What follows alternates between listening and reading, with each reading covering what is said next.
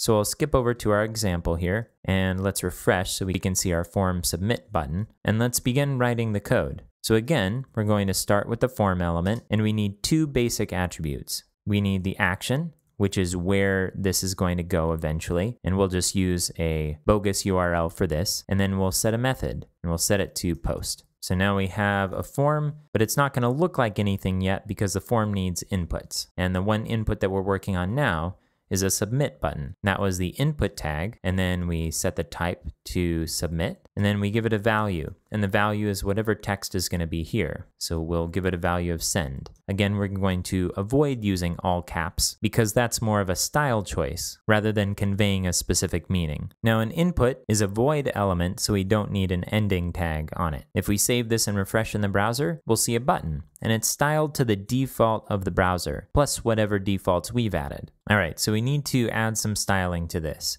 To do that, we need some good selectors. So let's start with a component name, and we'll give this component name to the form. Let's call this contact form. And then to style our input, let's give it a class. We'll start with contact form, and then let's just call this submit. Okay, so here's the basic HTML structure with our classes.